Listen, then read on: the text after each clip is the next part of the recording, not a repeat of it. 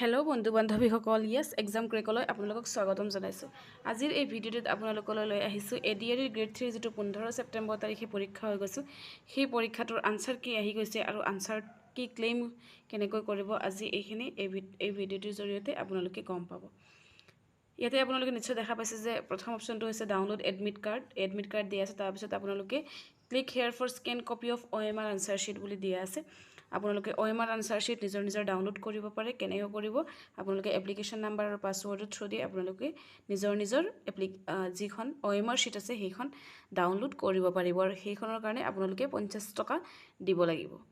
আৰু আপোনালোকে ডাউনলোড কৰি চাব পাৰিব যে আপোনালোকৰ যিটো কুৱেশ্যন আনচাৰ কৰি আহিছিল আৰু আনচাৰ কিট দিয়া আছে সেইটো মিলিছেনে নাই। আৰু ইয়াৰ পিছত আপোনালোকে চাই ল'ব ইয়াতে ডাউনলোড আনচাৰ কিজ বুলি আছে। ইয়াতে set A set B set C set D set E set F আছে। ছটা সেট আছে। আপোনালোকৰ পৰীক্ষা হৈছিল কোনোবাই A বুকলেটত পৰীক্ষা দিছিল, কোনোবাই B বুকলেটত পৰীক্ষা দিছিল, কোনোবাই C বুকলেটত পৰীক্ষা দিছিল, কোনোবাই D, কোনোবাই E, কোনোবাই F। এতিয়া ধৰি ললোঁ যিকোনো এটা অপশ্যনত ক্লিক কৰিলে মোবাইলত নৰ্মেলি ডাউনলোড হ'ব নিবিচাৰে আপোনালোকে নিউ ক্ৰমত গৈ ডাউনলোড কৰিব পাৰে।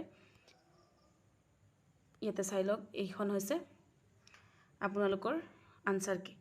ইয়াতে চাই লওক যিখন আনচাৰ কি এইখন বুকলেট ইয়াতে আনচাৰ কি প্ৰত্যেকটো প্ৰশ্নৰ শুদ্ধ উত্তৰটো দিয়া আছে। যদি আপোনালোকৰ কোনো এটা প্ৰশ্ন সন্দেহ হয় যে এইটো নহয়, ধৰি ললোঁ এই 31 কুৱেশ্যনটো C আনচাৰ দিয়া আছে। এতিয়া এই C আনচাৰটো শুদ্ধ নহ'বও পাৰে, ভুল হ'বও পাৰে। আনচাৰ কি ওলালে যে শুদ্ধ ওলাব এনেকুৱা নহয়, মানে শুদ্ধ ওলায় কিন্তু খুব কম পৰ্চনত আপোনালোকৰ ভুল ওলাব। সেইকেইটা চাই ল'ব। C কুৱেশ্যনটো এতিয়া আনচাৰত দিয়া আছে C কিন্তু উত্তৰ হ'ব লাগে B, তেতিয়াহ'লে আপোনালোকৰ হাতত যদি প্ৰমাণ আছে আপোনালোকে ক্লেইম কৰিব পাৰিব। আৰু যদি এনেকুৱা বিভিন্ন প্ৰশ্ন হ'ব, ইয়াতে 93 to C দিয়া আছে, অপশ্যন Aটো শুদ্ধ হ'ব পাৰে, ইয়াতে C দিয়া আছে। যদি এনেকুৱা হয় তেতিয়াহ'লে আপোনালোকে লিংক দিয়া আছে, সেই লিংকত গৈ ইয়াতে চাই ল'ব click here to raise objection against the answer key of any question বুলি আছে। ইয়াতে দিয়া আছে আপোনালোকে এপ্লিকেশ্যন নাম্বাৰ আৰু পাছৱৰ্ডৰ থ্ৰু দি আপোনালোকে ক্লেইম কৰিব পাৰিব। ক্লেইম কৰাৰ ইয়াতে সোমালে আপোনালোকে নিশ্চয় গম পাব যে কেনেকুৱা ক্লেইম কৰিব লাগে, প্ৰচেছটো কেনেকুৱা।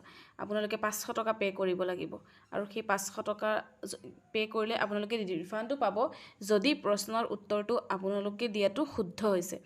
কোনো এটা প্ৰশ্ন ধৰিলে 1 নম্বৰৰ প্ৰশ্নৰ 1 নম্বৰ যিটো আছে তাৰ C শুদ্ধ উত্তৰ আছে, আপুনি ভাবিছে B, ক্লেইম কৰিছে, ক্লেইম কৰাৰ পিছত তেওঁলোকে সেইটো চাই দেখিছে নাই Cটোৱে শুদ্ধ, তেতিয়াহ'লে আপোনালোকে সেই টকাটো ঘূৰাই নাপাব।